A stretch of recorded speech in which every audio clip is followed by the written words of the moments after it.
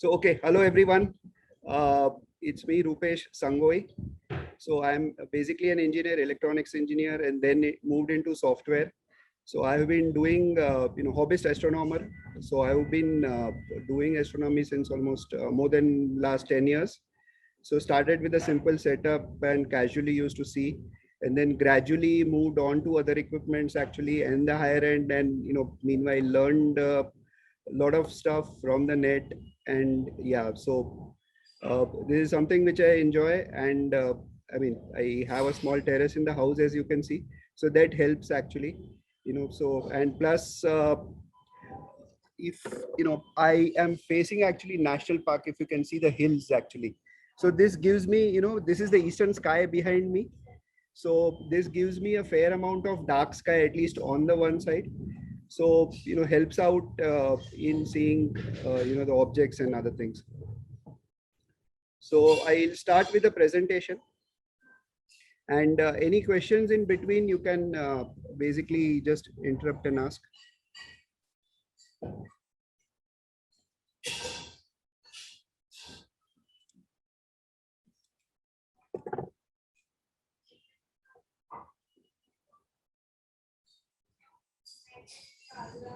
Yeah, so I hope everybody can see this. Yes, sir. Yeah, okay.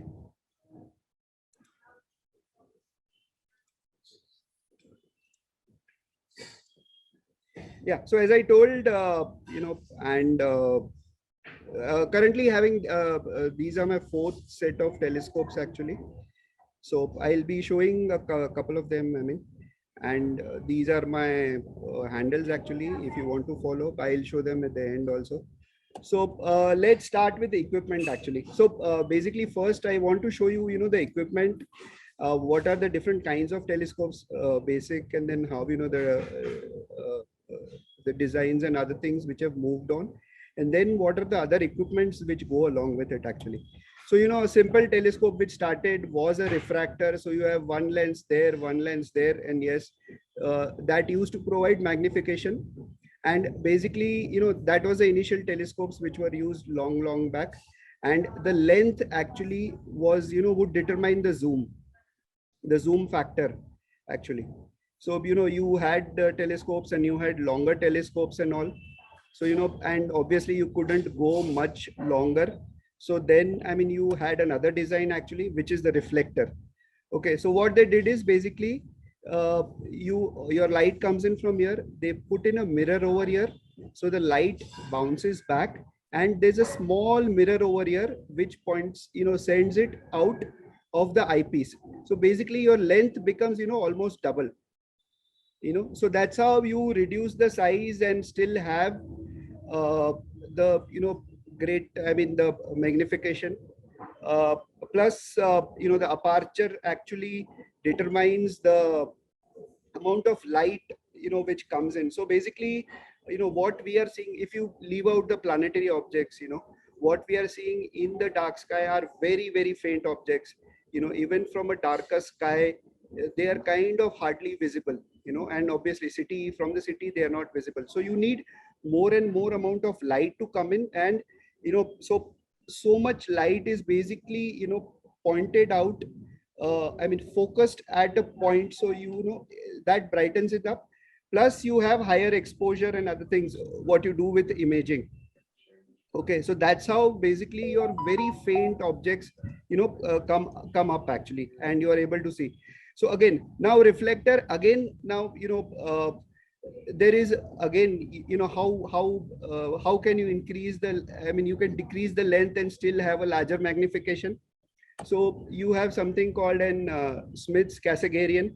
So what they did is, your light comes in, again a mirror over here, but instead of giving the out to the eyepiece actually, they again reflect it back. So you have 1, 2, 3. So that's how the size has shrunk, for these kind of telescopes. And this is kind of preferred design where you want to have a larger magnification actually. And Hubble is of this kind actually. So it's a SET kind of a make. Okay.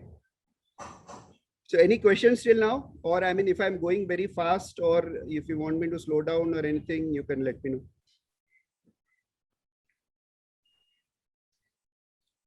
Okay. No, fine, Rupesh. Yeah. Okay. So let's see the imaging setup. Okay. So I have something right behind me. So I keep it covered up actually. In the daytime, I just leave it there.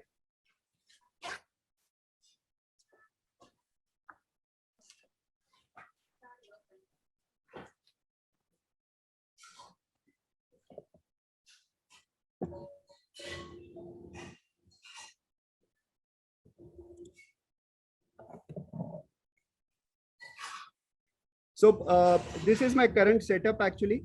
So let's look at basically the components which are there. One second. What is this?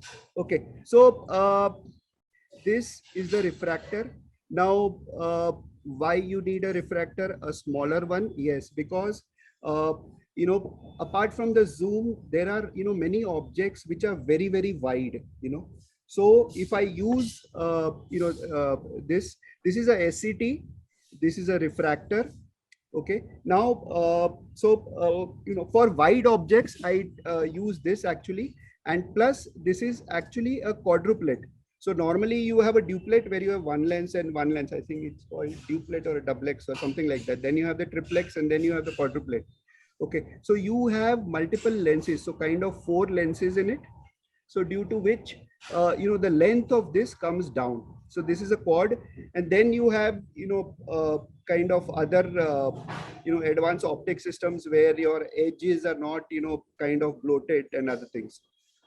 Okay, so coming with again with the telescope, you have, this is the refractor. Now this is the SCT. So this is an 8-inch SCT, and the focal length actually. So basically the length is, this is 2000 basically 2 meters. So you can see it's how, because of this 1 2 3 reflection, they've put down the 2 meter into such a small box. Okay, so you have a mirror over here. Again, in the front you have a mirror, and the light again with triple reflection, it comes and then comes out of the eyepiece. Okay, now this on top is basically again a small telescope. Rupesh, you're not sharing your screen. Oops. Okay, I'm sorry, maybe I didn't see it. Yeah, no, yeah, it's visible to me. I can see your screen. Sorry. Yeah, even I can see. Okay, got it. Okay. So now, okay, so refractor, okay, this is a quadruplet actually. So it's kind of shrunk it. Now this is an SCT, which is, 1 2 3 reflection basically. And this is 8-inch aperture and 2 meter this thing. This is a 350 focal length, and this is 7 centimeter. Yeah, 7 centimeter is the aperture. Now this is an even smaller scope, so it's 120 Now this is used for guiding. Okay, so I'll just tell more of the guiding. Okay, then these are the astro cameras. So you have one which is the imaging camera which is attached, the other one which is attached to the guide scope. This is basically an eyepiece to see. Okay, and this is the mount. Okay, now there are 2 types of mounts actually. I mean, there are many kind of, but basically 2. So you have alt azimuth, where it's kind of an L-shaped mount. So what we see over here, these are the simple mounts. So what happens is, either you move it this way or you move it this way. So any object you want to point, you will go, the telescope will point over there. You go this thing. Even a Dobsonian telescope, which you normally keep on the floor, I mean, those are the large reflectors, that also is alt azimuth mount. Okay, so again, so you can go anywhere, you point out, and you will be you can start seeing. Okay, now behind me, what you can see is the equatorial mount. Okay, now this, what happens is, now since the earth axis is tilted, okay, and I mean, basically we see the movement of the stars because kind of we are moving. Okay, so the stars move around your pole star. So basically what happens is, currently this telescope is pointed, the mount actually rather, and right now this telescope is in a steady position. So it is pointing towards the pole star. So what happens is, it will move, along with, when it is tracking, it will move as per the motion of the earth. So any object which you see, will always be, it will try to keep it steady while we are taking pictures. Okay, now same thing this can also do, but what will happen is, because the earth, we are moving at an axis. When you seeing planetary objects like Jupiter, okay, so yes, it will still be steady. Okay, alt azimuth mount will still be steady, but because Jupiter is moving like this, and we are kind of seeing it like this, when you see over a longer period of time, you will see the Jupiter going this way. Okay, so that's in alt azimuth mount. But when you see it in equatorial mount, you are exactly, you are also turning like this while seeing. So the, whatever you see, the bands of the Jupiter, always you will see this way. Okay, now if you can see, this is the hand controller using which you control the telescope. Okay, so now all these are basically tracking telescopes. So they have a computer inside them, or rather, electronics basically, and they are programmed to move at a rate basically. So they are programmed how you want to see. So if you're seeing stars, they will move at, it is called a sidereal rate. If you're seeing the sun, it will move at a solar rate. If you're seeing moon, it will move at a lunar rate. So they are programmed. So once you point it to them, they will keep on moving, and so they will, the object will always be in the frame. Okay, and that is a tracking and a guiding telescope. On top of that, you have a next feature called GoTo. Okay, so now Rupesh, over here, yeah. Rupesh, one doubt. So the Yeah. alt azimuth mount and the equatorial mount. So Yeah. these in these, when we are looking at an object, Yeah. so even the alt azimuth mount, can't it move in such a manner that it is always tracking the object? Yes, Like it you will said, track. Yeah. It tracks. So, Jupiter will always be in the center when it is tracking, but what is happening is, Jupiter is, Earth is moving like this, and while we are moving like this. So what happens is, what will happen is, when you start seeing Jupiter first, it will be like this. Over a period of time, it will become like this. Over a period of time, it will become like this. Over a period of time, it will become like this. Over a period of time, it will become like this. It will still be in the center. You are still tracking, you are still seeing it visually. Okay, so, and understood. So not sure, because the thing is, if it moves and still it's in the center, that part I didn't understand. okay, so for example, I am looking like this at my horizontal plane. Okay, so I am looking at an object like this. Okay, that's how the alt azimuth telescope looks. It will see, and then it will see like this. But how is Jupiter moving? Jupiter is moving like this. So when you see, first it is like this, then Jupiter moves, your telescope moves. Then Jupiter moves, your telescope moves. Okay, understood? Okay. Okay. So, you have this, your telescope is moving like this, but Jupiter is moving like this. Okay. So simultaneously, both the axis, alt Yes. and azimuth, they don't move.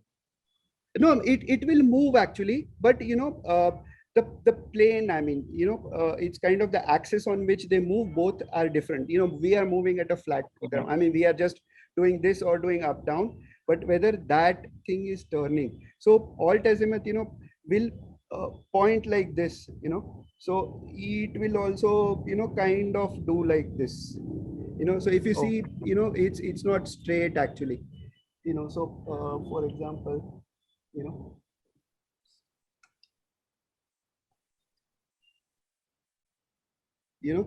can you see the movement? This is how it moves, and this, is pointing, basically this is pointing towards the pole star. So okay, so how do you start basically? So equatorial, you have to align it. to the pole star. Okay, so first you do a rough alignment, you point it out to the pole star, and then you have go to telescope. So you have to tell them where you are. So based on the location, based on the date and time, they'll have a database of objects. Okay, so then you do is alignment.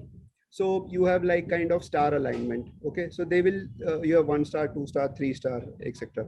So you start with star alignment. So you will say, now it will say point to a star. So you say Vega. So it will point to Vega as per its own understanding. It's as per its database. So it will know Vega is over here. Now you have aligned it. If it's a perfect alignment to the pole star and everything is correct, yes, Vega will be in the center. But when you're aligning, it will not be perfect. It will not be at a currently say Mumbai 22 degrees or whatever. So there will be a little this thing. So then you correct it, you move it, and try to bring Vega in the center. So then it knows, okay, what is my error in my alignment? Where am I not pointing? Then it will say, go to the second star, you move it to the second star, you move it to the third star. Then finally it will calculate the error. And then you have to do all star polar alignment, ASPA or something. I mean, there are different methods. Okay. So then it will move it to a place. So it will say that, Vega should be here, but when you're seeing it on the screen, Vega is not. So then you change your, you do move your telescopes, shift your axis this way, that way, you try to bring. So then it is perfectly polar aligned. And then you can see your, object very fairly. I mean, very, in a better way, it will track and everything. Now still, okay, so for Jupiter, for planetary objects, okay, it is okay. Now when you are seeing very, very light objects, the nebulas, galaxies. So now what you need to do primarily, your camera will expose for, much more time. So it could be 1 minute, 2 minutes, 3 minutes, 5 minutes exposure.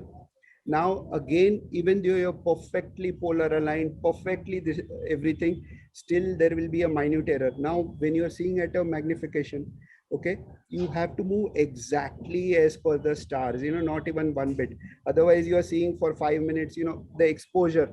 So your camera, one picture is equivalent to 5 minutes of exposure. Okay, so if it's not aligned, your star will be, going zing, all the stars will be going zing. So you'll see a line or a star trail. Okay, so that's where the guide scope comes in. Okay, so now guide scope, what does it do is it is pointing to a star. I mean, it will point whatever star is visible in that. So it's a simple, no fancy thing, wide, 120 mm or 12 centimeters. Okay, so it will point to a star and then it will follow that star. Okay, so whatever minute, these are very, very minute ups and downs which will happen. It will correct the telescope. Okay, so that's how you need a guide scope and you need a guider. Okay, and then everything now in computerized these things, everything is controlled by a software. Okay. So that's how the guide scope comes in, and you have a simple, simple black and white Bono camera which is attached to the guide scope. Okay, and then this will basically correct the telescope. It will keep on continuously. It will see moment it sees the stars. The star should be like kind of very, very minute. So I mean, if you see 360 degrees, so each degree is divided into 60 minutes. Okay, and then you have 60 seconds. So it will see second to second. If there is just a slight movement, it will again correct. So when you're doing a large exposure, your stars are perfectly pinpointed. Okay, so that's how you need a guide scope. Okay, now for controlling everything, you need a computer. Okay, so you have a laptop, everything is USB connected. So you can see a USB cable here, USB cable there. On the mount, you have a USB cable. Okay, so everything goes to the computer. Okay, so now, I mean, bulky computer, if you're going onto the field. So now, then newer devices came up, and this, if you can see the white box, I mean, so you had such kind of devices coming in. So it's basically a Raspberry Pi. So kind of a computer, a very small computer, and all the USB get connected to that. Okay, so now it is specifically, this is ASI Air, and next version which is attached, It's actually on the backend side. So ASI Question, Pro, you have question, placed Rupesh. on the- Yes. Like advances in all other technology, aren't there any telescopes that are wireless, as in Bluetooth connected to? Yes. Yeah. That's what. So this is basically okay. So this is this is a Wi-Fi enabled. This is Wi-Fi enabled. So when you are connecting it, to the computer, at least moving, you can do it on Wi-Fi. Okay, not Bluetooth, but I mean with your smartphone, yes, you can do. If you're visually seeing it, yes. Okay. And okay, I'll tell you more. So just after this device, okay, so now this baby came in. So what happens is you connect your telescope to this, you connect your camera to this, you connect your guide scope to this, and then you have filters. We'll talk about that. You have your focusing devices, everything you put into connect to this baby. This gives out Wi-Fi. It has a SD card in it, and that's it. You start your app, you just point little bit, you point out to the correct position, you start your app, and that's it. You just show it, a place of the sky, it will scan, then it will do a plate solve. Plate solve is basically trying to basically analyzing what is the telescope seeing right now. So it will do that analysis, then it has all the databases. You just say go to this, it will move, zoom, it will go to that. Then you can program, that I want to capture so many shots, then move the filter wheel to other filter, capture so many shots. That's it. You do it via your app on Wi-Fi, and that's it. You go and watch a movie, the telescope is capturing. Now this is, we are going on to imaging where this is apart from visual imaging. So normally, yes, initially visual thing is very exciting, but yes, you see the objects, moon, planets, suns. Okay, then what? So next step, people try to capture your photographs.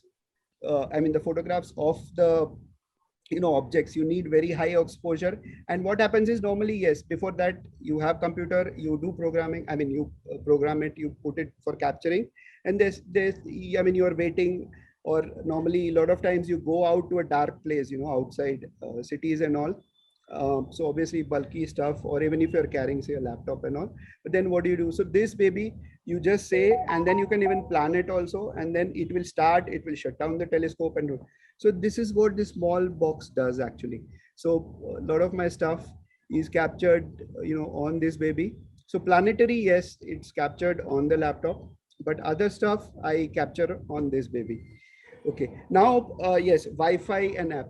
Okay, now these are smart telescopes. So yes, you have an app, and here with this alt azimuth, you have something called as a star sense. So like I said, yeah, Wi-Fi app, you just on the app, it will connect. Now this is a very good thing for amateurs to start off. Now you don't have to do the alignment, you don't have to do the star alignment, polar alignment, everything. Since it's an alt azimuth, you just have to level it to the ground, and then that's it. Okay, so then what it does is you say align. So it will go, point the telescope to a place, capture everything, know where it is, go to a place, move the telescope somewhere else, see what I am seeing, move the telescope, see what I am seeing, and then it will know that yes, I mean you have to obviously the app will tell you where you are date and time, but now it knows that where am I pointing to see something, where I have to point. Okay, so then that's it. In the app you say, okay, go to Jupiter, go to Saturn, go to Andromeda galaxy, go to moon, go to this, go to that. That's it. It will go, and yes, controlling is via the app. Okay, so that's, yeah, you have that.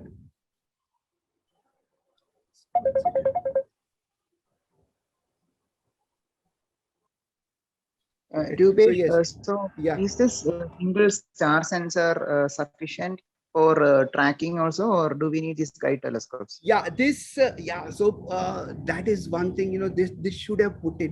So star sense, I mean they've made kind of, which doesn't, I mean this version at least, so it just does the alignment, and it does a very good alignment, but it doesn't track, so you need a tracker. Now they've just recently, I read, so they have come with the Star Sense Explorer by Celestron. Okay, so they have a mount and you attach your phone to it. And I mean, they have again a Star Sense Explorer, what they call it. So that does your alignment and that does tracking also. So it is basically for amateurs. Yes. So it's a mount, it has a small box. You put your phone on top of it. Okay. And then any telescope dabba you can attach, any tube you attach, and then it will know, and then it will track, and then it will move, and then it will do everything, control the telescope. So Star Sense Explorer, that is new thing which has come out. So yes, it does your alignment and tracking also. So this I just read about it some 2-3 days back actually. So very beautiful thing. Okay, newer versions of telescopes, amateurs. So amateurish telescopes. Okay, now you have something called as a Stellina. So wonderful concept. It's like a box. In between, you have a telescope, and then that's it. You have an app and visual. I mean, you can see it. Not okay. Stellina is basically for capturing only on an app. Okay, so then that's it. You just leave it out. Again, same. It will go see. It will know where I am, what I am seeing. How am I placed right now, and then that's it. You say it will capture this. It will go capture, and it will show you on your phone. Obviously, I mean the quality is not as great as what these bigger boys can do, but very good concept. So for I mean for normal things, it comes in a backpack. So maybe kind of this you put on a backpack, put it here, then anything you want to see. Okay, second thing. Okay, when we capture large exposures, even those are not enough. So say I'm doing a 5-minute exposure, we have very, very faint objects, so 5-minute exposure is also not enough. So basically what happens is you have objects and you have a lot of, kind of something which is called as, dust actually. So, blackest portion is there, and then you have different gases and all. We'll be seeing those. Okay, now when you want to see all of those things, very, very faint, you need hours of exposure. Okay, so now I cannot, even if I am doing a very good guiding, very good tracking, when you are going to an hour of exposure, there will be some errors or something, or some satellite, passing through, your image gets spoiled. So what happens is 5 minute, or I mean whatever, 1 minute, 2 minute, whatever best you can do based upon your tracking, you take your pictures and then you stack them. Okay, so stacking is basically it will combine all those pictures and it picks up the good pixels, out of that. So it knows which frame is good, and then it combines all that and gives you a picture. So that is equivalent to, a multiple full length exposure which you have taken. Okay, so stacking. So is this like HDR in cameras? Hybrid digital rendering, where even your phone cameras nowadays take multiple exposures and then combine. Yes, exactly. Yes. Similar to that, yeah. Yes. So the original stacking, yes, came from this actually. So very, very faint objects, so even from Mumbai, I stacked, I think, some 85 pictures taken from a Nikon camera, and I could see the Milky Way. I mean, the Milky Way picture came out basically. Obviously, you cannot see it actually. So from Mumbai, exactly from this exact location, I clicked a picture of Milky Way. You need a clear sky, yes, but I mean it's very faint. But I mean it's come out because of stacking, and then because of digital processing. I mean everything came out, the nebulas and everything. You could see the core and other things. Okay, so yes, the phone cameras are now advancing actually. So Sudharma is a very advanced user in phone cameras. Okay, so yes, you have Gcam, and they have now inbuilt stacking. Even Samsung to an extent does stacking actually. Okay, so yes, they take multiple pictures, they combine, and then they bring out light. So basically, very faint objects, so basically it's all about capturing more light photons, and then bringing out those objects actually. Okay, and this in the at the back of the telescope, this is an eyepiece. When you want to see visually, you connect an eyepiece over here. Okay, and yeah, so this is all about the equipment. Rupesh, one more doubt in this picture. So do we need both of these refractor telescopes, this 12 centimeter and 70 centimeter? Do we need both of them? so it's so it's like this, you know. So depending on the type of object you want to capture, you'll need. Okay, so now if you want to see planets, you need the bigger baby. Okay, so you know, because the planets are, you know, even if you are zooming it to 400 400 500 times, you know, they'll still be kind of so big. Okay, but then there are objects which are like, you know, 1 degree of sky, so then this cannot see it. So that's why you need something which is having a less zoom, you know. Or even, you know, I have or if the whole Milky Way, even this baby, I mean, it's too big for even the smaller refractor. So a camera with a, you know, 11 lens will basically capture the whole Milky Way, you know. So it depends on the zoom. So again, so one equipment is never enough, but all equipments are, you know, good at something, you know. So it's like, you know, you have this, you can do all these things, you have that, you can do all these things, you have that, you can do all these things, you know. And as you basically, you know, so I mean, typically, yes, you start with your moon and other things, the zoom factor, but as you learn more and more, actually, you know. So like I said, you know, I started with small, moved on to big, moved on to big, and then I realized, oh no, I now I need a smaller one. So then I went for the refractor. Okay, and then I started capturing even at, you know, with the camera lenses and other things. And then you have attachments. So camera lens, you can connect it to the, you know, astronomy camera. So even that I have connect, and then you just put it, you know, put it on, you have these rails, actually you put it on top, clamp it, and then it will do the tracking, and then you shoot your pictures. Okay, so it's like this, whatever you know, tube you have, you can see something.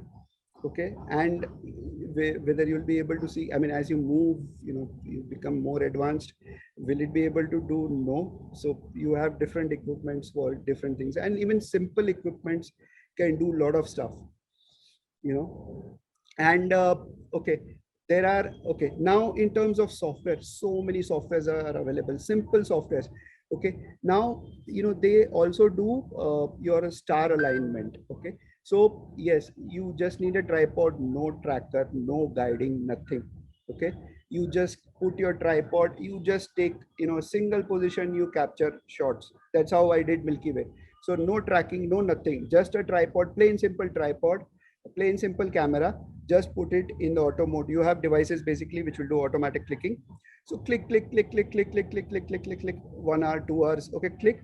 Then you put it off the software. Okay, so it will take one base picture, see all the star positions, and then move all the other pictures along, you know, it will match those stars, and then it will stack. Okay, so it's like just with a simple camera and a tripod, no nothing, you can even click, you know, I mean, there are people clicking multiple pictures, beautiful pictures, and then you have simple trackers and other things. So there are a whole list of equipments, and you can do stuff without your equipments also. Okay, so it's like you start, and then, you know, as you progress, as you start using it, you kind of tend to, you know, learn more and more. Rupesh, can you, as you are talking about the software that are doing the stacking, so Yeah. can you give us some direction, like which software, which for any Okay. beginners who want to try it? Yeah, so Sequator, you know, it's kind of number one for normal JPEGs. You know, simple vanilla thing, and it's too good. Sequator, Sequator. It's a free software. You click, click, click, click, click pictures, and that's it. Give it just, you know, give the pictures to it, stack. That's it, done.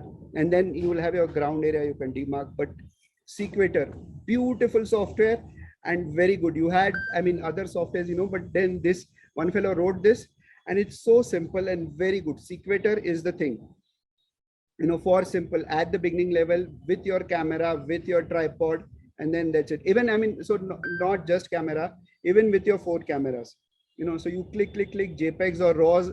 I mean, if you click in, advice is to click in RAW if your RAW support, so you don't have your, you know, losses and other things, and then that's it. Sequator is, you know, to go. And then for controlling the camera, for automatically clicking, you know, I mean, you never you do ting, click, click, click, click. Okay, so that shake also is bad. So you have like, devices which you can attach, or you have apps which can nowadays control your phone. So you can just program that and then click and set the exposure. Focusing is very important. Okay. So there are then other these things which use focusing, very important. So this is something, which is called as a Bahtinov mask. Okay, so what it does is very useful, and you have smaller versions. Yes, so this is for my smaller this thing. So what it does is, it will show basically one line, and then it will show, so it shows 3 lines, and if the middle line is in exactly in between the two, okay, so that is your pinpoint focus. And this is nothing, I mean, it's just kind of a, this is just a plastic, and you need to have a pattern like this. So I mean, you can, there are images available, you can print it out and put it on a cardboard, cut it out, and then that's it. This is just a plastic. Okay, and very useful tool in focus. Focusing is your main this thing, because you need the stars to be exactly very clear. Then you'll have all the beautiful things captured actually.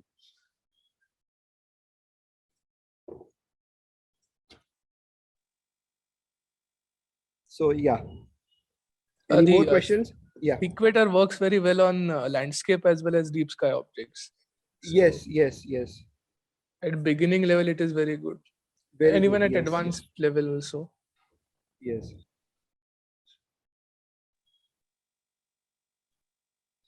Okay, so in moving on. this design- Yeah. Oh, in this design, is the camera fitted to the telescope or?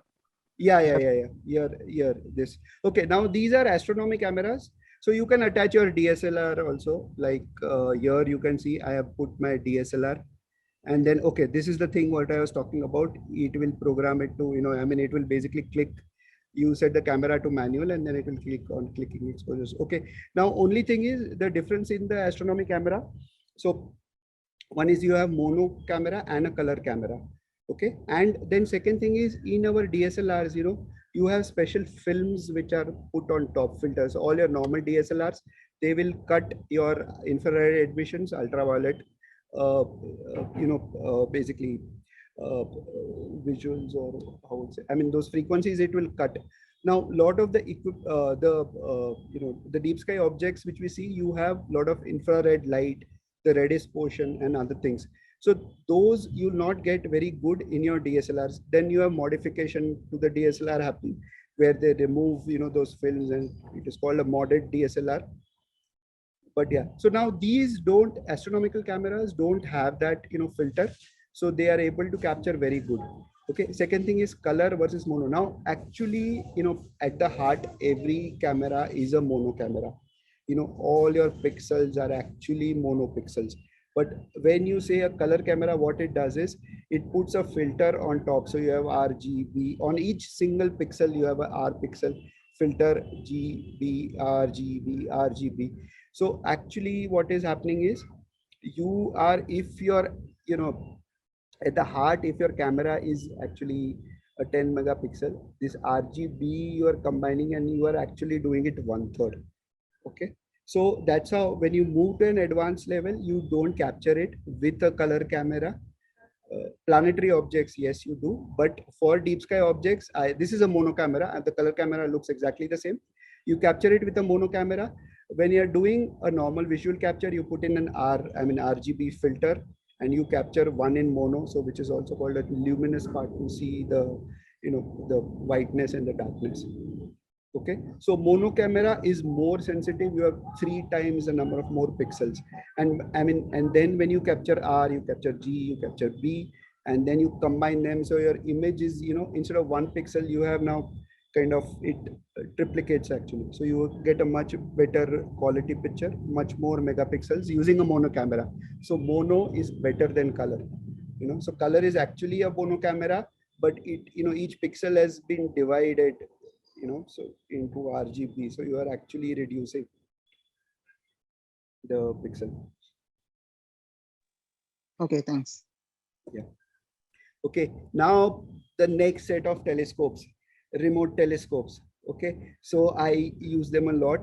So you have all these, wonderful sites coming in. They put a bunch of telescopes, like what we are seeing, into a very remote dark area. Okay, they are all connected with everything. So you have your filters, you have your focusing equipment, you have your software.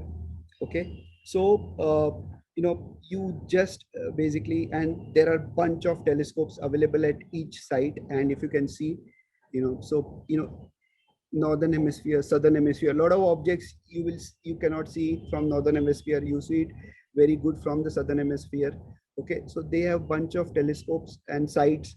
And then at each telescope you have bunch and huge telescopes. There is a 4-meter 24-inch telescope, and one of the sites, I mean the biggest, and all these babies you can see. Okay, so you can rent them. It's simple. And I mean, now this is more of when you want to capture stunning visuals. And it more, yes, I mean there is no fun in capturing, but the fun is in getting a very high quality image and then processing it.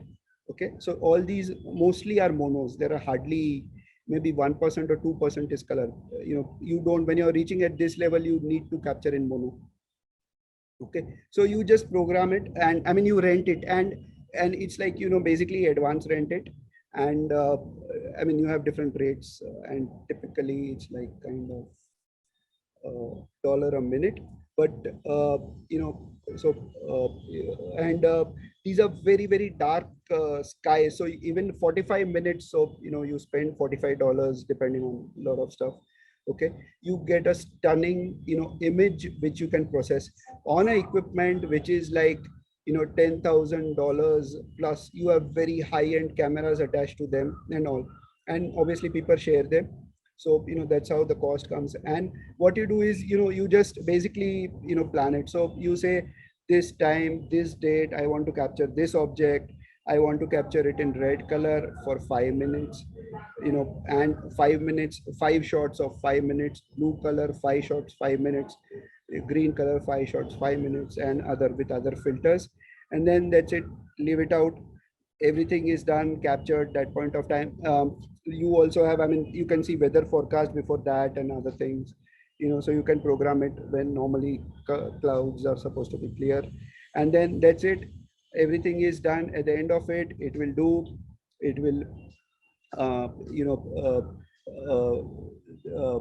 make the image, and then what do you call, calibrate it basically. So I'll talk more later. So calibrate, make the image good, FTP it to you. I mean, you can pick it up from FTP and then you do processing. Okay, so instead of going in, so when you're moving at an advanced level, more advanced level, more advanced level, so you need bigger boys, bigger toys. So rather than basically buying, and I mean all these boxes are kind of very expensive, the one that I have, the mount that I have. So I mean it's astronomy, so costs are also astronomical. But yes, so these are remote telescopes, and a bunch of these sites have also come up. So very, and lot of advanced guys who are basically clicking this thing. So they are doing it like that. And a lot of guys, what they have done is they have moved their telescopes to such an area, and then they control it remotely. Okay, so remote telescopes. So you have itelescope.net, you have telescope.live. Okay, and they give they have a lot of sample images, also sample captures for you to try out processing. Okay, so now it moves more of capturing is, yes, initially, yeah, visually seeing is exciting, then capturing is exciting, then processing becomes exciting. So visually I now rarely see anything visually, kind of done with that. Yeah, and so processing, and then remotely capturing and processing with a very high quality image. Okay, so you have bunch of these sites coming in.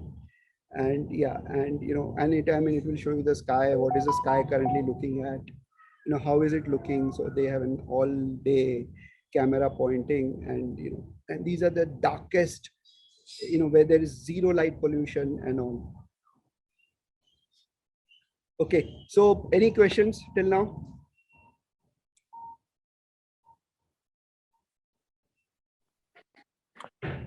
Yeah, hi Rupesh, am I audible? Yeah, Yeah, very basic question. So if somebody like me who wants to get into it, so how much the starting, the cost would be? Okay, so see, normal basic telescope, it costs from 10-15,000 rupees manually. Everything manual. You can see moon craters, okay, and then you can see planets. You can see Saturn rings. So you have a blob, and you have a, you can see rings. You can see Jupiter, four moons of a Jupiter, bands of the Jupiter, to an extent. 15,000, and then it goes higher and higher, and then so in 15,000 it would be all manual, no tracking, nothing. So that's how I started. I think my first telescope was kind of, yeah, I think 15, maybe 10 years back. Yeah, 15,000. Something So big, something off yeah. the shelf from Amazon or Flipkart, would that work? Yeah, so yes, Amazon, Flipkart, yeah. Celestron has a nice, if you can go a little bit higher, I think some 50, 60K, you have good computerized telescopes actually. There is, I think, 130 Celestron, 130 series is there, which is good. And then you have, then you have computerized all azimuth telescopes without star sense. Yeah, so you just have to do alignment, and then you can point.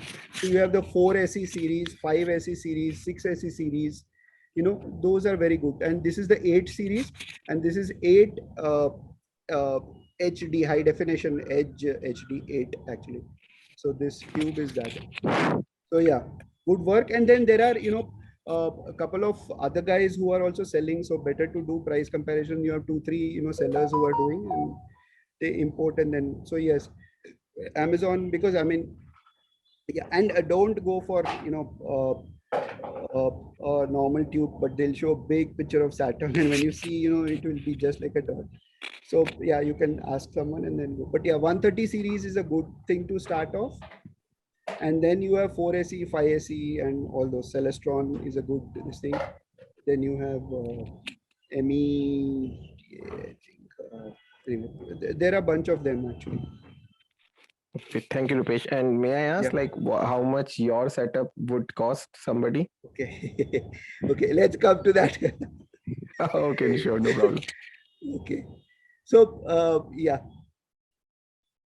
so I mean, costs are astronomical, and then yeah, I want to buy some more stuff, so that is even more.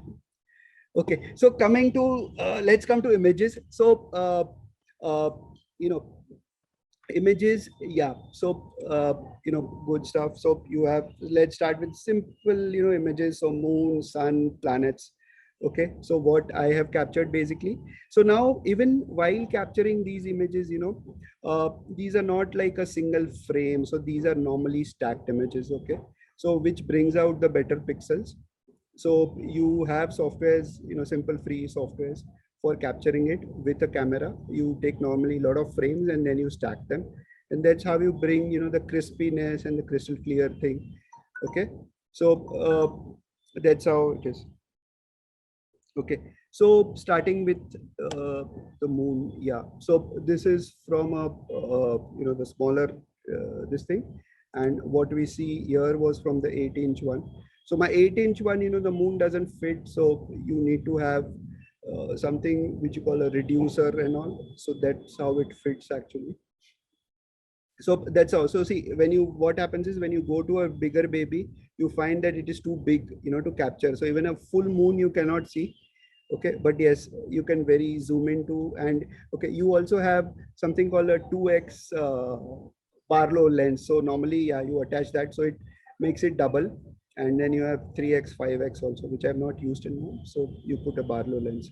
Yeah, so moon. Okay, so now there are, when you see, at a zoom level and this, so you can see this picture clearly, right? So when you zoom in, so this is now an 8-inch and 2x Barlow and stacked and processed.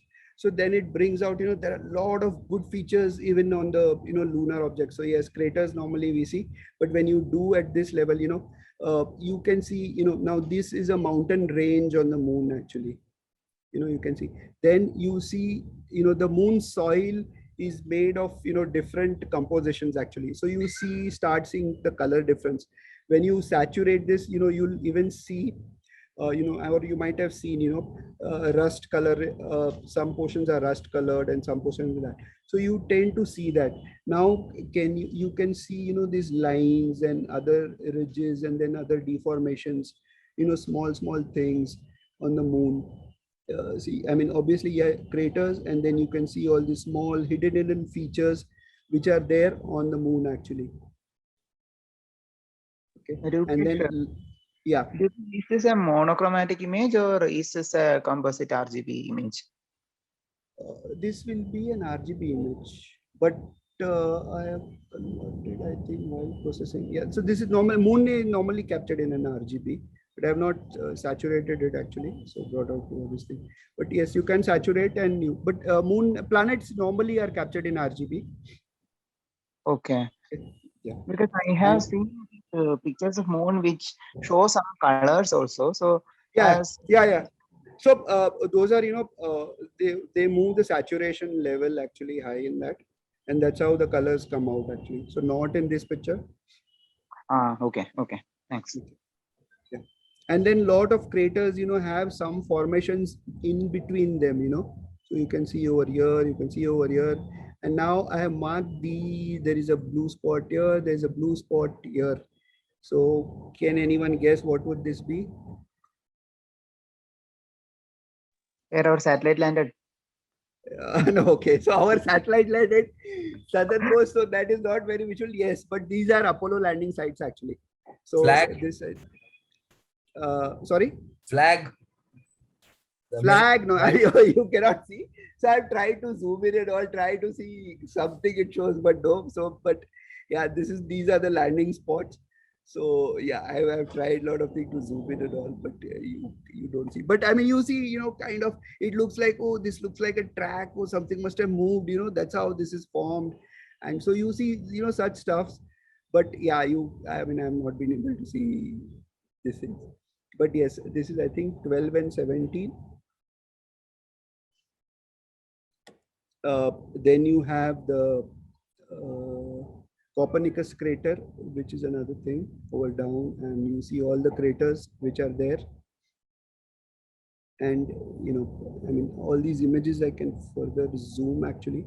So you can see the small, you have ridges and you have lines and, so visually, yeah, you can see craters, but then, your next level would be to capture it, because, if you see, your camera, the sensor is so much, so it is capturing. So visually you will see, I mean, visually if you're saying, yeah, you'll see so much.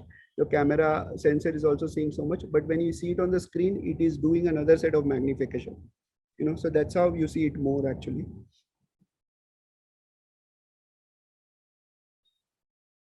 Okay, this is another Theophilus crater actually, and again these are another 11 and 16 Apollo sites actually, Apollo landing sites, and you kind of see interesting formation, So I always, when I see this, it looks like a fish to me, and then there are other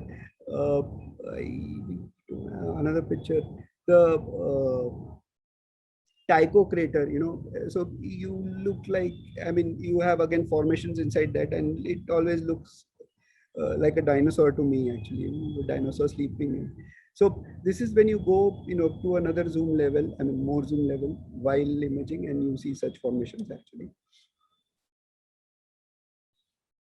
And you will see, the smaller, the actual landscape. So you have ups and downs, you have mountains, you have craters and other things.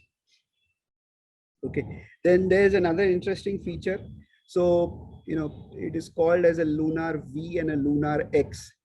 So the ridges are in such a way, some of the structures, and on a particular, phase. So, I mean, you have the moon, going from, say, a new moon, so, completely black to, so light coming in till you go, I mean, the full moon. So in between, this on particular, I mean, some of the days between this thing, so you get this formation actually. So this is called a lunar V. So can you see the V? And then you see a lunar X. So both are in the same line. They both, become visually, visible on during. But if you see in other images, So they will still be here, but you cannot make out because it's completely, brightened up actually. But because of the light and the shadow, the way it plays, you can see the lunar V, and I mean, these are called lunar V, and this is lunar X. So Are people these wait only for at this. I mean, are these at only these two positions, or they occur at multiple regions? No, so this V and X is at this fixed position, and I mean, Okay. they are quite famous. They are called, but normally, yeah, I mean, you can imagine other things, but these are very prominent, kind of prominently looking, V, because other portions, if you see, it's a dark thing, but only this, because of, there will be a mountain ridge here, mountain ridge there. That's how Okay. it has become actually, Okay. Yeah. So moving on to sun. So when you see the sun, first of all, so you put in a solar filter, never see it with your eye. Okay. So after you put a solar filter and then you capture, you will see the sun surface. I mean, it's not plain, but you have, it's kind of you have multiple color differences. And then you see these black spots on the sun. Okay. So the sun has darker spots. So these are called as sunspots. Okay. So now, why do you see them dark? Because of the temperature, difference actually. So these are relatively cooler, obviously much in, degrees Celsius, but relatively cooler and a bit darker than the other surfaces. Okay. So that's how they appear black. And then you have, these, what are they? And then you have solar flares. What you see are thrown out, something nearby, and these Coronal black mass spots. ejections. Yes, thank you. Okay. So so, and these keep on moving actually. I mean, so they come up and then, they are there, they become big, they become small, and then they, go at some other place, it will appear. Okay. So sunspots is something, people look at, I mean, try to look when they see the sun. And then you have basically your solar flares also getting captured over here. So you need a specific kind of filter and a, chroma filter, which I don't, a chroma box actually, which I don't have yet actually. But those are also very beautiful to look at, and these are basically, when you say northern lights, these are the flares which are the solar particles which are thrown out, and then when they come and hit the earth on the atmosphere, they'll light it up actually. The magnetic, not the atmosphere, but rather the magnetic Field. magnetic, yeah. So they hit and they light it. That's how you see the, northern lights. And recently there is a big activity going on sun. So a lot of solar flares have been given. So northern lights are predicted to be, more visible in the coming 2-3 days actually. So that's how, normally you see the KP index, I think, the solar. So that's how they know how is the sun activity, how many flares are, going out. That's how they say that, northern lights will be more and so date. So there is a prediction that, next 2-3 days, it will be seen, much down till below Vancouver, Washington, DC, and other things, even lower than that. Rupesh, one Yeah. doubt of solar filters. So if you Yeah. put a DSLR, if you attach a DSLR to the telescope, do we Yes. need a solar filter still? Yeah, to see the sunspots, yes, because you need to, because it's very bright, so you need to actually cut down the light to, to reach this level. So even if you move down, see, certain people just without solar filter, people have captured sunspots, but when the sun is, at the horizon and it is coming through the atmosphere, so all that is getting filtered out, and yes, you might capture a solar spot, or two, when you're just without the filter with the camera. So people have managed to do that, yes. But yeah, I mean, if you have a filter, then it's better, so you're cutting down the light and you'll be able to see, Okay. and My question was more on the line of like, will so much light damage the DSLR? No.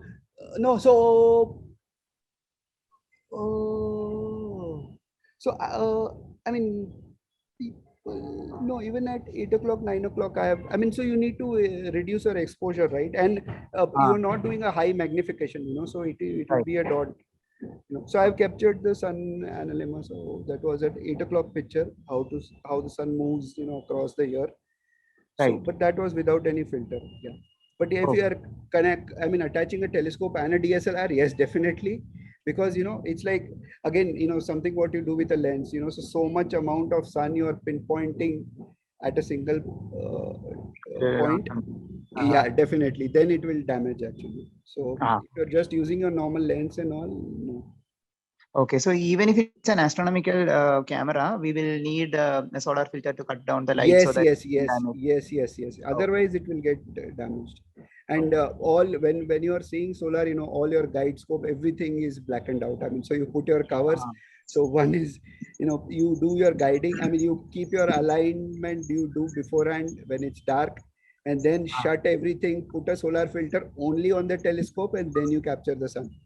Okay. Rupesh, Yeah, question. yeah, yeah, I have ND filters, neutral density filters for DSLRs, yeah. which are basically dark, smoky dark filters which cut down Polaroid. the light to capture, Yes, things in bright day to make it look like night. yes, Would those yes. work? No, no. So these solar filters are typically kind of your X-ray screens or it's kind of a silver. These are opaque actually, kind of. Yeah. So the Uh, ND, if your ND comes in various grades, right? You can get 2x ND, 3x I ND. doubt still see it is even with those or Polaroid filters, very dark. When you see something, you'll be able to see the object, right? When you look it with your eye, you will be able to see the object, right? Even though it is very dark. Okay. Yeah. Now these are the solar filters are at a much higher level actually than that. Okay. Okay. Okay. So yeah. The So solar I mean, filters these are block typically your yeah. yeah 99 even 99.9% of intense light that comes from sun. I don't think so. Yes. Neutral density filters can block that much. Yes. So Yes. your Yes. equipments will still get burnt even if you use an Okay. ND Okay. Got it. Thank you.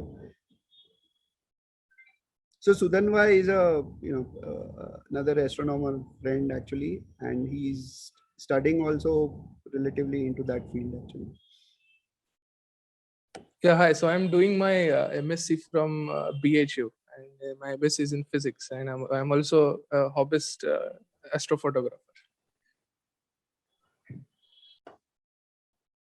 Okay, so now Saturn.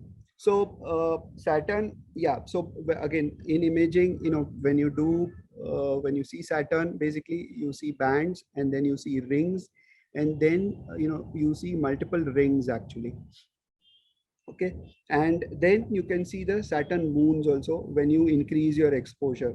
So second thing what we do is blending. So take a high exposure image, you see the moon, you take a low exposure for Saturn. These are very, very bright objects and then combine. So that's how, blended image. So these are the Saturn moons, higher magnified image. So you can see the bands, you can see the double rings. The last ring is into two portions. You can see the shadow of the Saturn on the rings behind, if you can see. And then these are the moons. Rhea is the largest, no, sorry, Titan is the largest of the moons on the right hand side.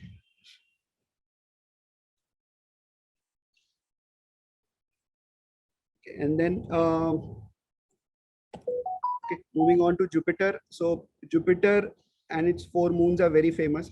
So even if you're capturing with your DSLR, you'll see a dot and you'll see your 4 dots, which will be moving depending on the position. So very easy to spot, large objects actually. And a lot of times what happens is, a solar eclipse is happening for the Jupiter surface. So you will, the moon is casting its shadow. So a lot of times you'll see the dot on the Jupiter actually, and it is moving when you capture it over a period of time. So 1 second. So this is a video. That moon's shadow is cast on Jupiter. Yeah. Sorry, the Jupiter moon's shadow. So light, like we have, solar eclipse on Earth.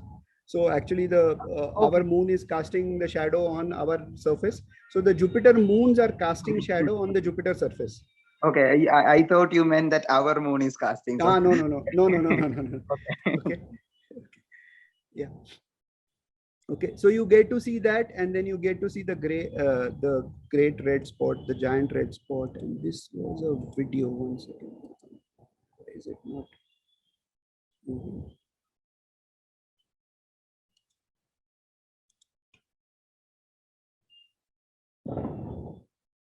Ah, okay.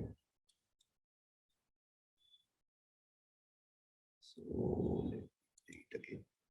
So when you capture it over a oops, so over a longer exposure, and then you combine, you can see the movement of the moon and the movement of Jupiter. So Jupiter rotates very fast, 10 hours actually.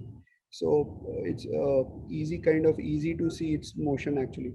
So this is like I've captured from kind of 10 o'clock to 11 o'clock. So you can see how much it has turned,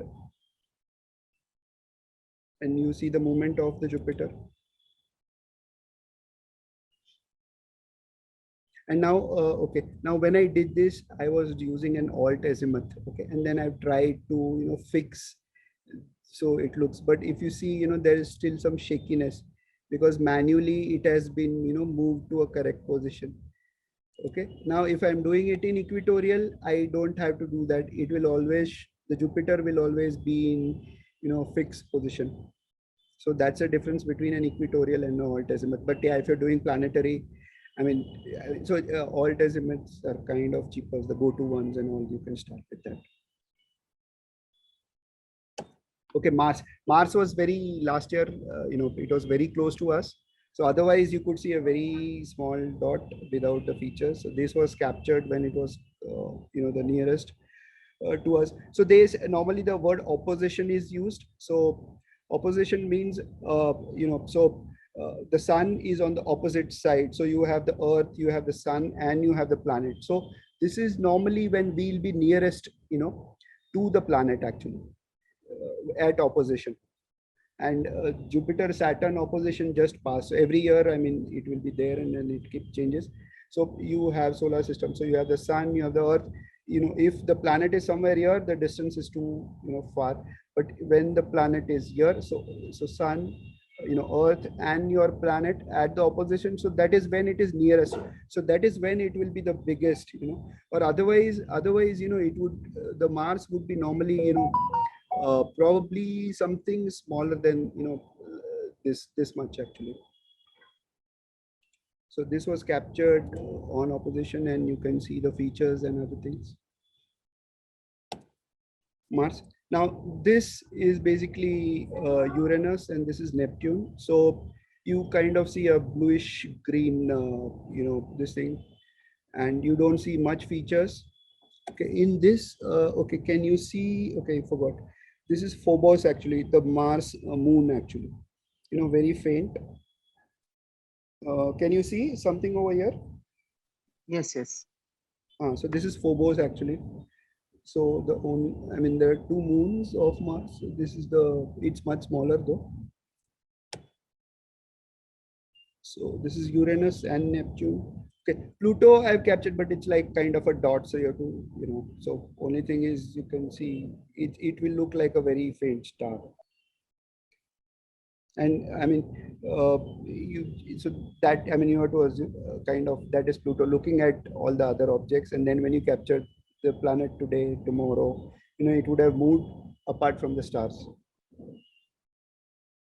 This is Venus. Venus, first time I saw, every time we used to see Venus, very bright, shining object. So first time I saw from the telescope, I was surprised to see, I mean, I didn't knew this earlier. This was like 10, 15 years back, so I saw a crescent and I was surprised. I mean, I didn't knew at that point of time.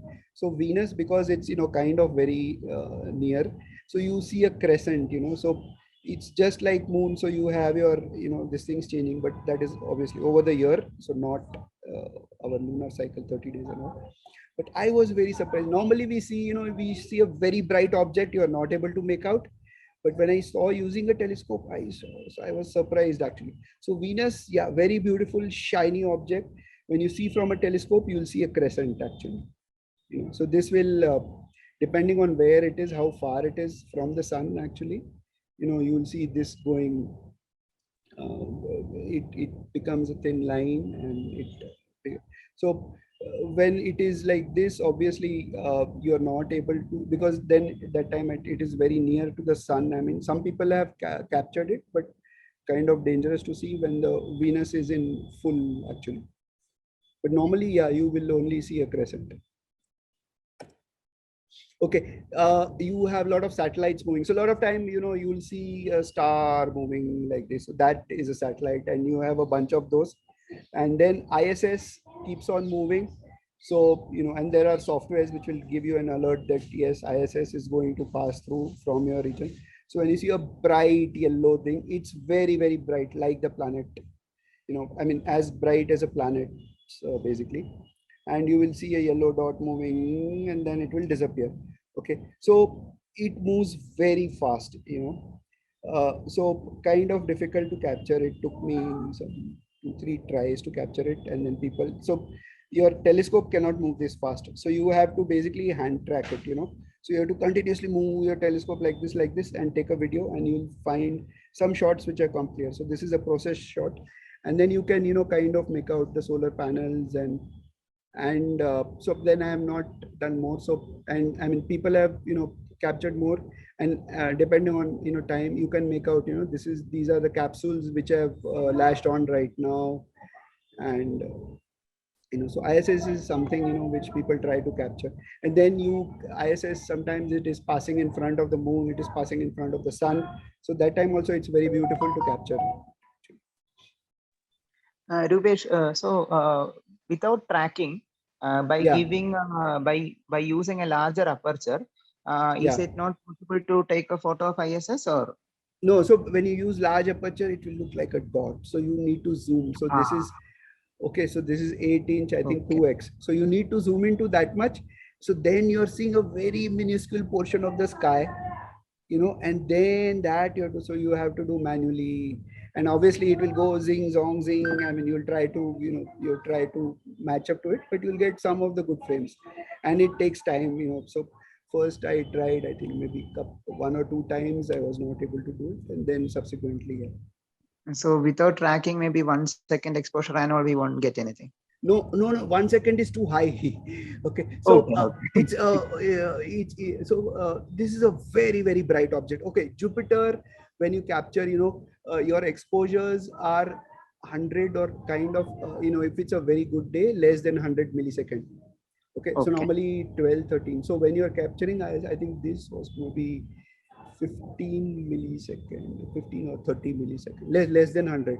It's a very, very bright. So that's how, I mean, so first time I captured 100 millisecond dot moving. It moves very, very fast. So you need to capture it, very high speed. So then you will get those features. Otherwise, moment your exposure goes high, you will see a blob. Okay. Okay. Thanks. Yeah. Okay. So moving on to galaxies actually.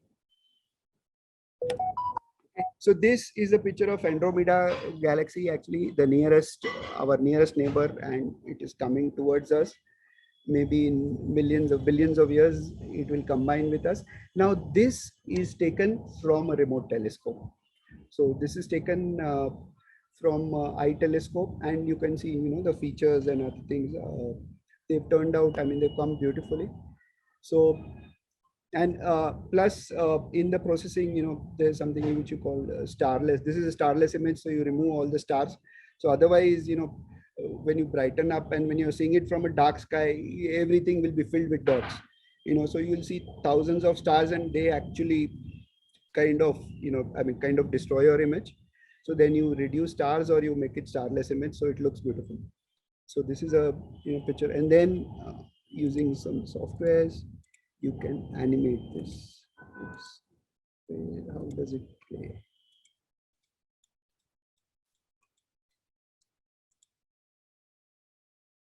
Okay.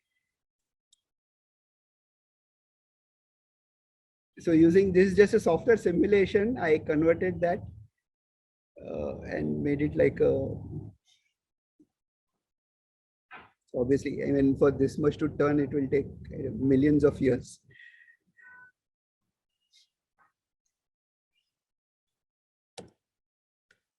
Okay, so now this is a Whirlpool galaxy. Now this is taken from here, so you can see the difference. And this is not taken on a very good day, but you can see the image quality difference.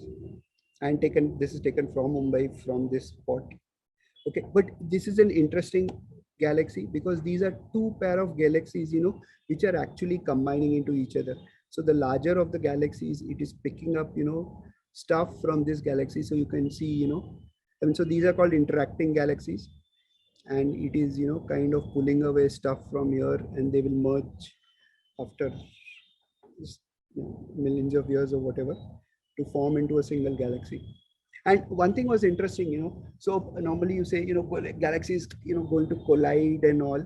So, so it's like normally the visuals out here, dishing, it will be a catastrophe, but, they kind of, combine. So normally what I've read is, that's why, you call them an interacting. So, the objects combine, and it's not like collision and, no explosion. So they kind of very beautifully, they combine and they form into a one this thing. So even though it is like pulling stars out, but nothing gets destroyed when the combination happens, kind of. Okay, Sombrero galaxy, a very beautiful galaxy. Okay, now, these are the dust lanes actually. So on the galaxy, so a lot of galaxies, you'll see the edger dust lanes, which are, combined. So they, give different features. So this is a galaxy which is, kind of to our plane of visual. So it looks like a sombrero hat. So that's why it's called a sombrero galaxy. Again, this is taken remotely. And it is smaller than our Milky Way. And then you have, a lot of places where you have, 3 galaxies, and then there are Markanian chains where there are lots of galaxies in a single district. So again, now this we have to see it wide, not from a small district. So this is a Leo triplet galaxy. So you have 3 galaxies, and this is a hamburger galaxy. It looks very beautiful when you're, taking it from a dark sky. So you have, again, you have a dust lane, and then you have, you can see 2 lighted parts on top of each other. These are spiral galaxies, basically. This is another spindle galaxy, again taken from this place. Yeah. So any questions on galaxies? Okay. We move. So we move on to comets. So yeah, last year we had Neowise, which was a bright and a big comet actually. So you can see it over here. One second. Yeah. So you can see it over here. Okay. So this is from a very wide thing. So yes, I mean, we, at least Mumbai kind of missed it, but we were lucky enough to see it for, 2-3 days actually. It was during the monsoon. And this was something, I mean, people have taken very beautiful pictures of it, and it was a visual object actually. So rarely you get to see a visual comet. And this is, and it had 2 tails basically. So this is the nucleus, the core, and you had 1 iron tail, and then you have the dust tail actually. So this was taken in July from here, again, Mumbai location. And then you have smaller, comets, and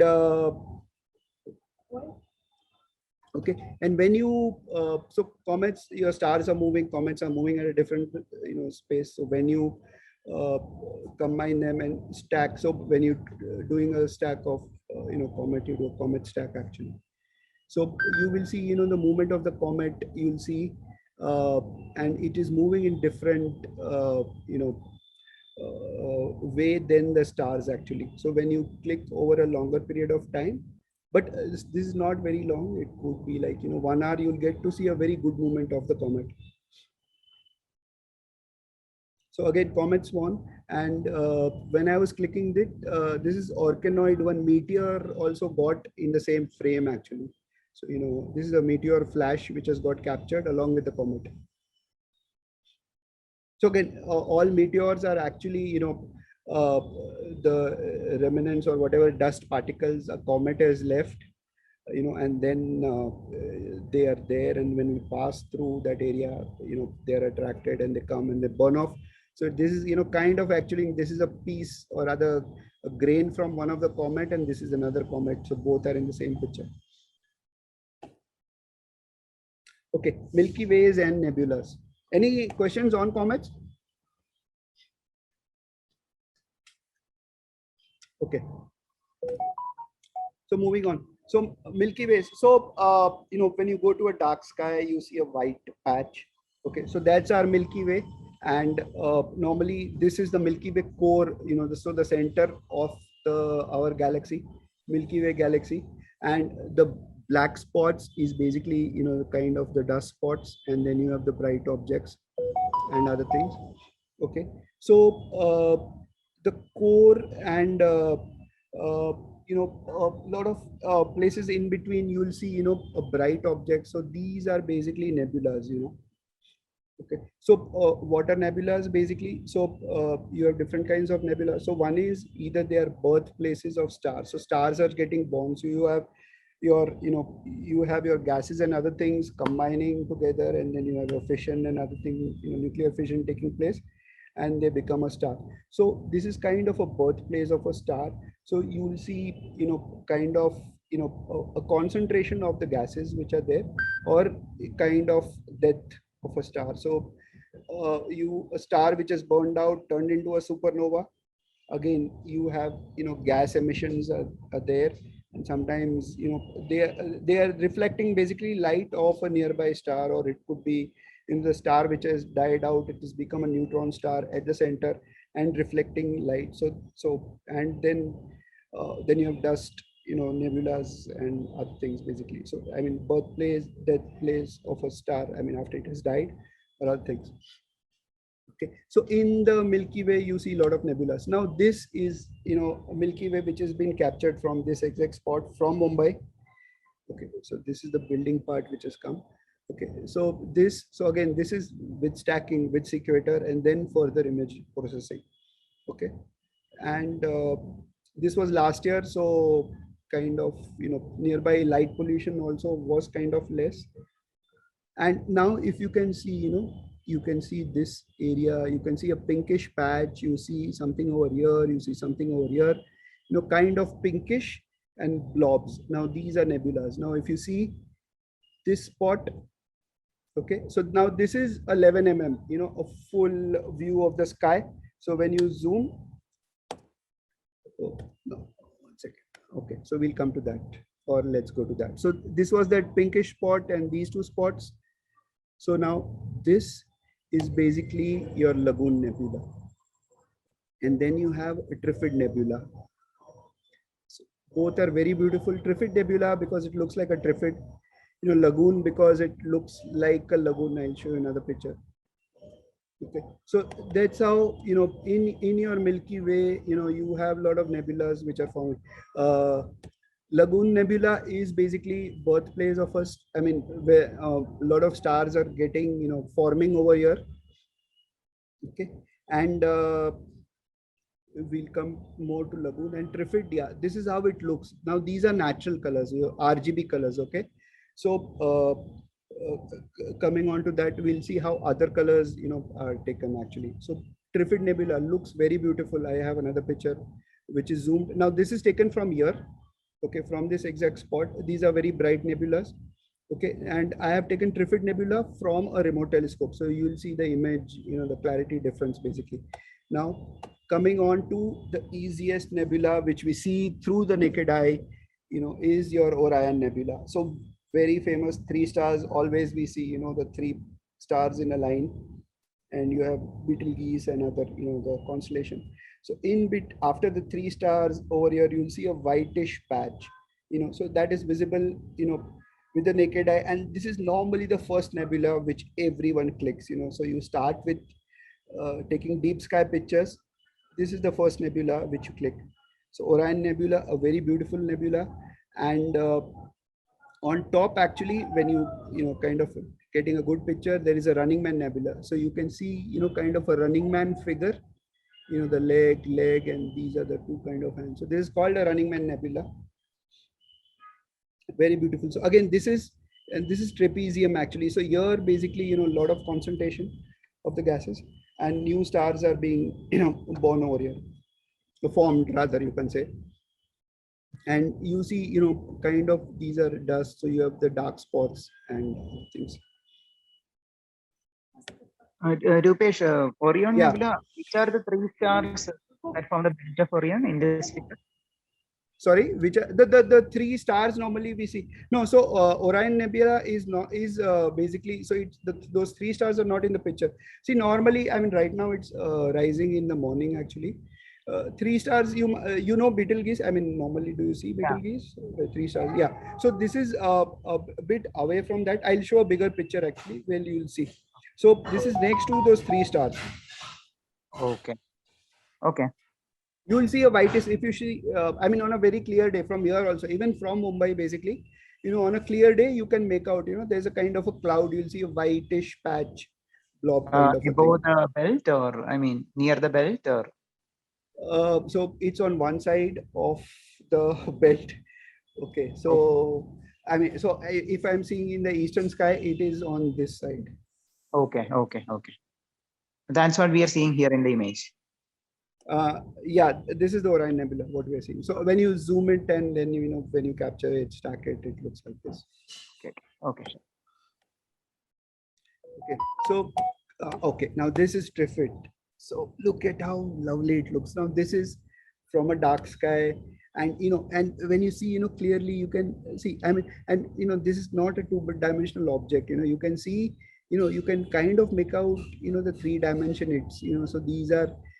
There are layers which are ahead. There are layers which are behind. You have dust lanes in it. So which are the dark spots. So, and these are getting illuminated by nearby stars. So that's how. So very beautiful. So Trifid Nebula, very beautiful, and these are natural colors. Okay, RGB natural colors. This is how it looks. Very beautiful. Okay, so all these nebulas are basically kind of gases, ionized gases. So prominently you have hydrogen, sulfur, oxygen. Okay, so it's called hydrogen alpha, which gives more of a reddish color, and then you have oxygen O3 ionized gases, and then S2 sulfur 2. Okay, and then you have other gases. So these gases and they are reflecting light. So they give out a specific a frequency of light. So a very small band of light. I mean, so if you put a filter which is only capturing that light, you will be able to see the concentration of the gas. So that's how. Now these are normal RGB images, natural colors. Now that's next, what we do is narrow band. Okay, so you have specific filters. So you have hydrogen alpha filter, you have S2 filter, you have O3 filter. So they will capture the specific gases. So what is done is, on a monochrome camera, you put in this. Okay, and then you capture the monochrome images, and then what you do is each color, each gas, one color is assigned. So from RGB. Okay, and you get an image, so which again looks beautiful, but it is not a natural color. Okay, it's a false color, but and then they look beautiful in that. Okay, and most of the Hubble pictures, Hubble pictures are actually in narrowband images, and it captures much more apart from your H, S, and O, how they are called it. Okay, so the other, so now Lagoon Nebula, what you see on the right, this is the Lagoon Nebula in a narrow band. So you can see how it looks. Probably looking at this, they might have called it. So this is a narrow band, and now in narrow band you have palettes actually. So this is SHO, so RGB, so sulfur red color. You have green for hydrogen, and then you have blue for oxygen, and then the green is reduced a bit. Okay, so that's how you get this, beautiful color. So normally all your Hubble pictures which you see, they will be in, kind of this blue green image, and then you have the goldenish part, yellowish part, reddish part. So all these are in your narrowband, basically, okay, image. So this is now this is captured from your very bright nebula. Okay, now this is from this image was made very famous by Hubble actually. So it is the Eagle Nebula, or they call it 3 pillars of creation. So this is again a narrowband image, and when I showed you the Milky Way, this is this part actually. So this is the Eagle Nebula, and you have the Swan Nebula, and these are the prominent, and you have the Lagoon, and Trifid is somewhere here. So this is again captured from a remote telescope, and you see the dust lane, the formations, so it looks beautiful because you have, there are dust lanes which are blocking the light. There are gases which are getting illuminated by, stars around them, and that's how it looks very beautiful. So now this was, that was in like SHO when you change the plate actually. So this is, I am doing RGB. So hydrogen is normally the prominent gas, so you'll see mole color due to that. So now this is, I am doing hydrogen, oxygen. So replacing, basically RGB with these. So you see this kind of more naturalish look, the reddish kind of pinkish look. It looks beautiful in that.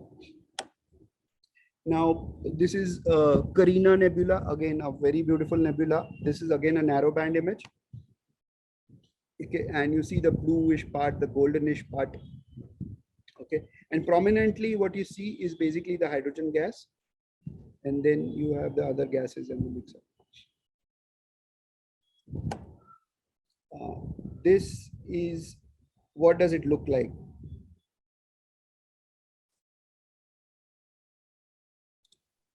And like a AC cloud. Okay, so this is called a Pac-Man Nebula. So that's how people have been named it. So if it looks like something, so this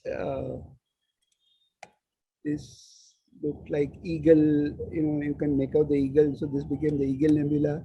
So this is actually the Pac-Man Nebula, and then you have a lot of, claws and swan, and okay. So this is the Pac-Man Nebula. What does this look like? Bubble. Bubble, yeah. So this is the Bubble Nebula. So as simple as that. Okay, so this is, a star must have died down, died and exploded, and then you have, the gases are, basically, it gave out the gases, and then this layer is found which is getting illuminated by a star, or probably its own neutron star, and that's how you are, seeing kind of this is one layer which is at one reflection, and then you have other gases around it actually. So this is a Bubble Nebula. Okay, this Heart. yeah. So Heart Nebula, yes. Another very beautiful nebula. What about this down portion?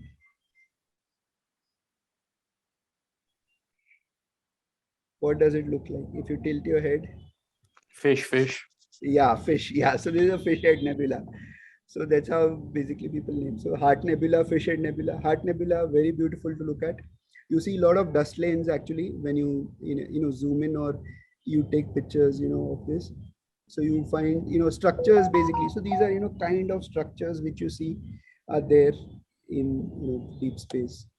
Dupesh, so Yeah. one doubt, can we see any of them, can we directly see any of them, or do they need stacking and image processing to Yeah. be clear? So I was also under the impression you cannot see them visually. Okay.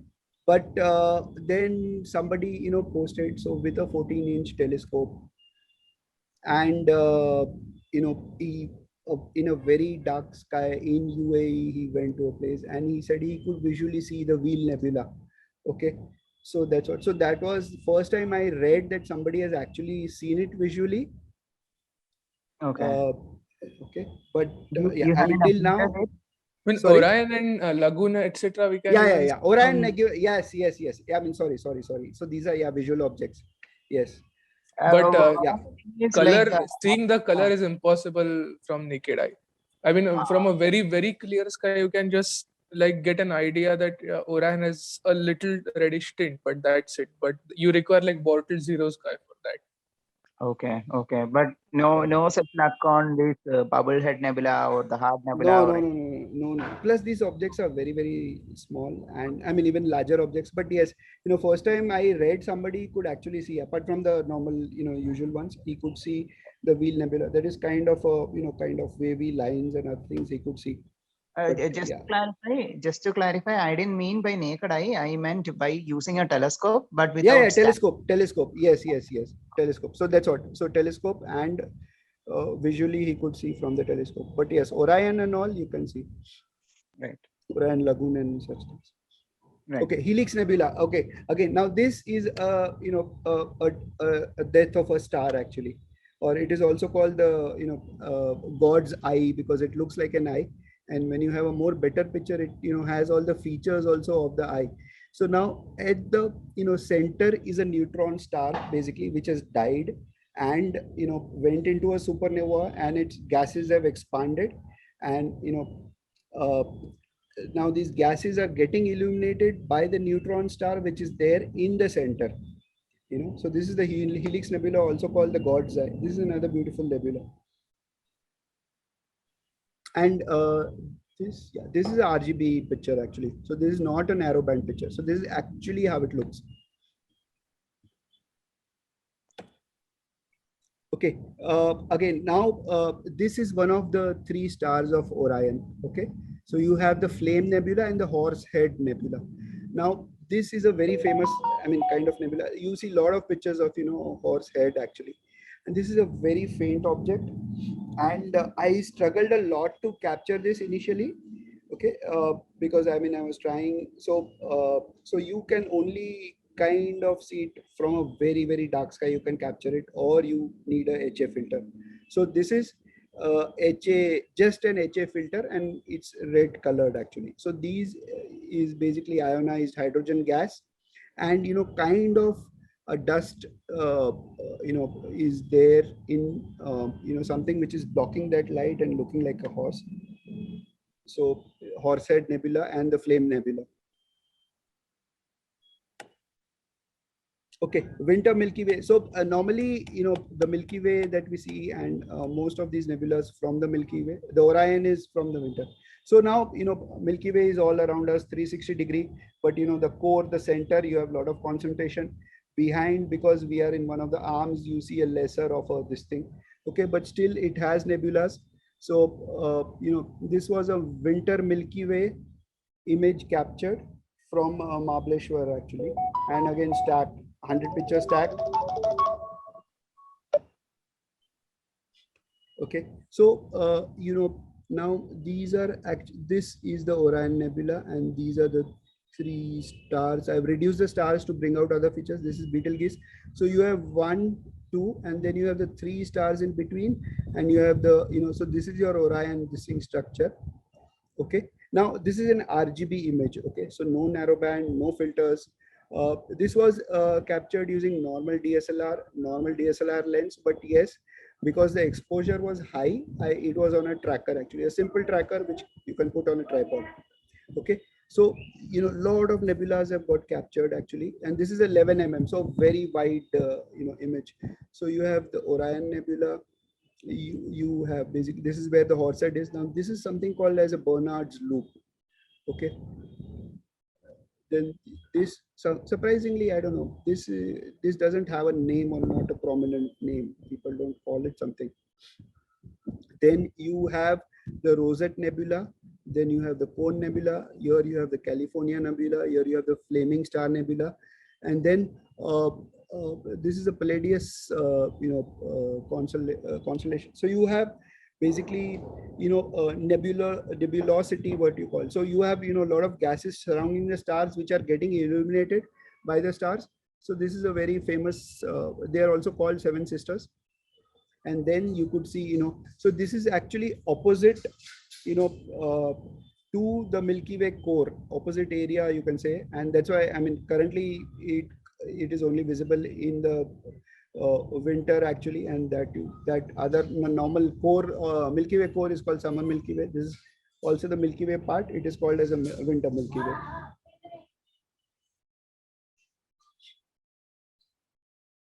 So these are again stacked and processed image, and the stars are reduced actually. Yeah, so that brings us to the end of it. And this is my Facebook handle, rupesh.sangoi, Instagram @techietraveler __. So if you want to follow, I post pictures on this. And yeah, we can have questions or anything you want to see, anything you want to ask. It was a very, very informative session, Rupesh. Thanks. You can take a few more sessions like this, especially about using the telescope and things like that. Yes.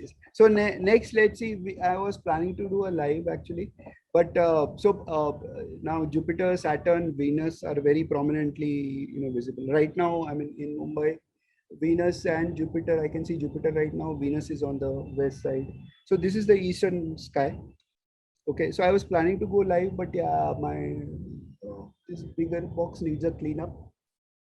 So yeah, I plan to clean it up thoroughly actually, and then we'll be able to see a much better. So yeah, we'll have a live session, or at least, I mean, hopefully, yeah, the cleaning will be successful. So, or otherwise, we'll see nebulas also with filters. So one doubt about the telescope. So you Yeah. have to obviously check for rainfall and make sure that it's not going to rain before you open up the setup, right? So Yeah, so yes, definitely. So yeah, so I keep it out and keep it covered, but yeah, monsoons it's not out. I mean, it's packed up and inside.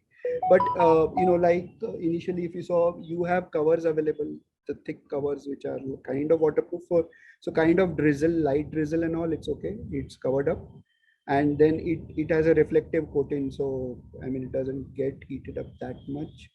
But yeah, because so I leave it outside because you kind of have to do polar align, and then you have to do alignment and other stuff, so it takes time kind of. So normally people do, I mean, if possible, they align it, keep it, and then leave it, so you don't have to repeat that every day. So I leave it out and kind of drizzle. And yeah, I mean, here I mean, at least in Mumbai, you have unpredictable monsoon and you cannot see. But abroad, yes, where there is no kind of monsoon season and occasional drizzle and all, people have said that these are rainproof covers. I mean, so they just leave it outside, cover it up, and occasional drizzle and all, it doesn't matter. Or then people have those, they build those domes and all. But yeah, people leave it outside. I mean, I've read and they've shown also. So just this silverish, you have get these covers actually. So people just keep it like that. right. I was thinking like in case of sporadic rainfall, like how do you make sure that it will definitely not rain when you are doing an observation or something like that? So I mean, has it happened that it started raining and you have to hurriedly cover it up and all? yeah, okay. So so not in non-monsoon season, but yes, neo-wise, while I was capturing, that was in July.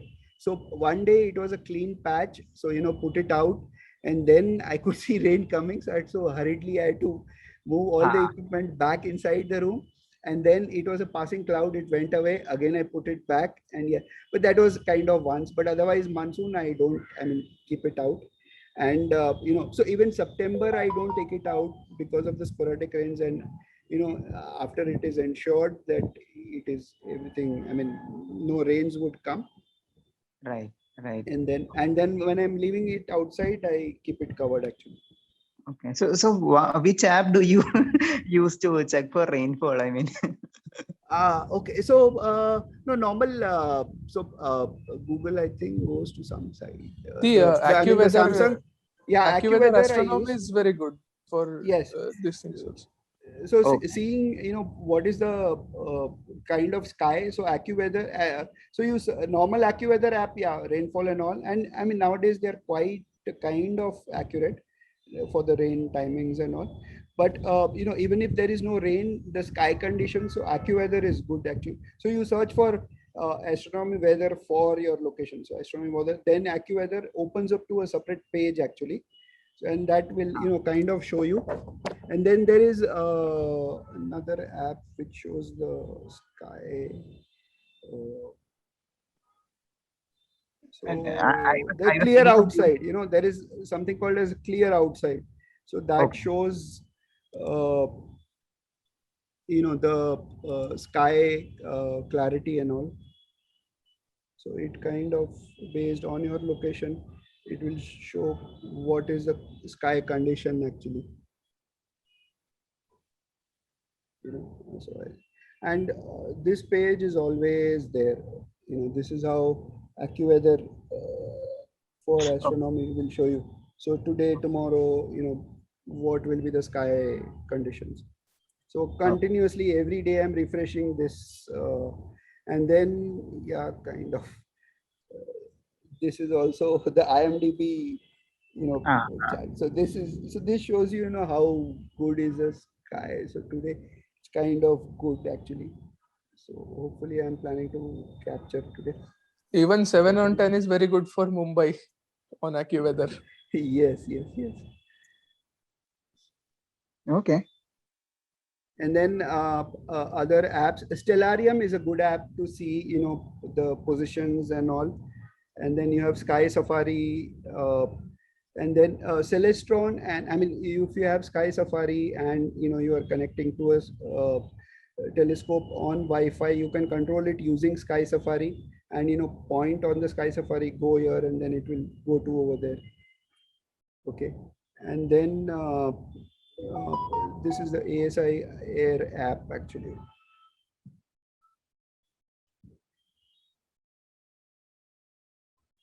Well, how accurate is the Sky Safari if you connect with it with your Wi-Fi telescope? Oh, no, very accurate, very accurate. Very as good as, the Celestron app. So this was with StarSense app actually. So where, it would the scan, or I mean, you align it and then it connects, and then it's very accurate. You point it and it goes there. But because it is aligned properly, so it is not seeing whether it is pointed, it goes there. But with ASI Air, what it does is, you align and then you say go, it will go over there, and then it takes a picture because it's attached to the camera. Okay. And it takes a picture and, sees, am I pointing to the correct thing? No, maybe I need to shift it. So it will say, okay, correcting position, and whatever object you selected, it will bring it out in the center. So ASI Air, I mean, too good, it's like. And such a small box, it's right now attached,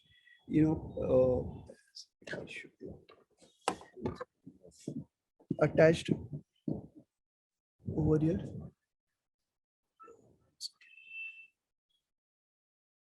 So this is the new ASI Air, and it's connected to the scope, it is connected to the cameras, it is connected to, and nowadays, I mean, over in Mumbai, okay, we don't need, but outside when you're shooting at a dark sky winter locations, you have dew forming, and so you have dew heaters, so heated rings, actually heating strips which are attached to the telescope, your guide camera, and you have heater for the cameras also. So they heat up the camera so no dew is formed, so you can power on all that from your ASI Air. So it has got these plugs, so for your dew heaters, for camera is powered from there, USB, and it's I mean, a wonderful concept they've come out with actually for an advanced level imaging. Okay, so we'll close for the day. Okay, so